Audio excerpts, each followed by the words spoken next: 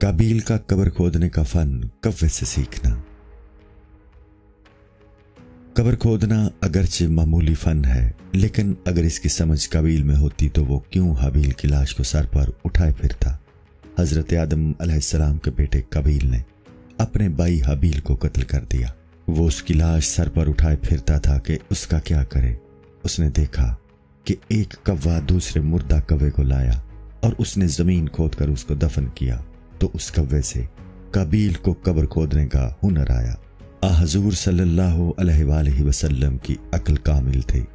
قرآن میں آپ صلی اللہ علیہ وآلہ وسلم کے بارے میں فرمایا گیا ہے وَمَا زَاغَ الْبَصَرُ وَمَا طَغَىٰ، یعنی حضور صلی اللہ علیہ وآلہ وسلم کی نگاہ نہ کج ہوئی اور نہ اس نے سرکشی کی۔ جو عقل صحیح کام کرتی ہے وہ خاصان خدا کا نور ہے جو ان کو عطا کر دیا گیا ہے۔ تیرا نفس بھی چالاکی میں کوا ہے، اس کے پیچھے نہ لگ ورنہ وہ تجھے گورستان پہنچا دے گا۔ دل چونکہ اسرار کا مرکز ہے، اس کے پیچھے چل۔ تیرا دل مسجد اقصی کی طرح ہے اور اس کے خیالات وہ بوٹیاں ہیں جو مسجد اقصی میں اگتی تھی۔ جس طرح حضرت سلیمان علیہ السلام ان سے علم حاصل کرتے تھے تو اپنے خیالات سے دل کا علم حاصل کرتا رہے۔ جس طرح کے خیالات پیدا ہوں گے ان سے اپنے قلب کی حالت کا اندازہ لگا لے۔ زمین کی اچھائی یا برائی کا معیار اس کی پیداوار ہے۔ جو زمین گنا اگائے وہ بہتر ہے اور جو نرکل اگائے وہ خراب ہے۔ خیالات دل کی زمین کی پیداوار ہیں، ان سے دل کی اچھائی یا برائی معلوم ہو جائے گی۔ اگر مجلس میں سخن فہم ہوتے ہیں تو کہنے والے کا دل کھلتا ہے، اگر سامعین نہ فہم ہو تو نقطے فرار اختیار کر لیتے ہیں۔ جب سننے والے میں اہلیت نہ ہو تو خاموشی بہتر ہے۔ اسرار و حکم نہ اہلوں کو نہیں سنائے جاتے۔ سننے والوں کا جذبہ مضامین کی کشش کا سبب ہوتا ہے اور ان کا جذبہ بھی صادق ہونا چاہیے۔ جس طرح چیزوں میں ظاہری کشش ہوتی ہے اسی طرح ایک پوشیدہ کشش ہے جو کبھی سیدھا چلاتی ہے اور کبھی ٹیڑھا، اور انسان بندھا ہوا ہے لیکن نہ بندش نظر آتی ہے اور نہ کھینچنے والا۔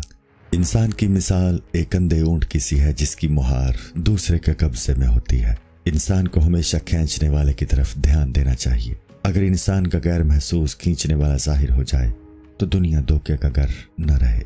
کافر کو گمراہی کی طرف کھینچنے والا روح سے آپ کتا شیطان ہے۔ اگر اسے یہ معلوم ہوتا تو وہ کب اس کے پیچھے جاتا۔ گائے اگر کسائی کی حقیقت سے واقف ہو جائے تو کبھی بھی اس کے پیچھے اس کی دکان تک نہ جائے، نہ اس کے ہاتھ سے چارہ کھائے، نہ اس کو دودھ پلائے۔ اگر مجبوری میں کسائی کے ہاتھ کی گھاس کھاتی تو وہ کبھی ہضم نہ ہوتی۔ بس دنیا کا کاروبار اس غفلت کی وجہ سے چل رہا ہے، ورنہ دنیا کی دولت کا خلاصہ بھاگ دوڑ اور مار پیٹ کے سوا کچھ نہیں ہے۔ آدمی جس کام میں محنت اور کوشش سے لگتا ہے خدا اس کے عیب اس سے مخفی رکھتا ہے، تب ہی وہ لگا رہتا ہے۔ یہ بات صرف کام میں ہی نہیں ہے بلکہ فکر و خیال میں بھی ہے۔ اگر خیال کا عیب ظاہر ہو جائے تو آدمی اس سے کوسوں بھاگے۔ جس حالت اور کیفیت میں انسان آخر میں شرمندہ ہوگا، اگر ابتداً اس کی کیفیت معلوم ہو جائے تو اس میں کبھی نہ لگے۔ قضائے خداوندی کا تقاضا یہی ہے کہ کام اور خیال کی برائی انسان پر ظاہر نہ ہو، ورنہ قضا کے مطابق کام نہ ہو سکے گا۔ ایک تو یہ کام مقدر میں تھا، پھر یہ پریشانی ایک دوسری قضائے خداوندی ہے۔ گناہ پر شرمندہ ہونا مفید ہے لیکن اعمال صالح میں لگ جانا زیادہ مفید ہے۔ اگر انسان گناہوں پر شرمندگی میں پھنس کر رہ گیا تو انجام کار اس شرمندگی سے اس کو اور شرمندگی ہوگی۔ اگر انسان گناہوں پر شرمندگی ہی کوئی اپنا شیوا بنا لے گا تو نتیجہ یہ ہوگا کہ آدھی عمر تو کاموں کی پریشانی میں گزرے گی اور آدھی شرمندگی میں۔ کوئی نیک عمل تو ہاتھ نہ آیا۔ پشیمانی کی عادت چھوڑ کر انسان کو اچھے عمل، اچھی صحبت اختیار کرنی چاہیے۔ اگر ایسا ہے کہ تیرے پاس کوئی نیک کام موجود ہی نہیں ہے اس لیے تو برے کام کی شرمندگی میں وقت گزار رہا ہے، تو پھر یہ بتا کہ تو شرمندہ کس کام کے چھوٹنے پر ہو رہا ہے۔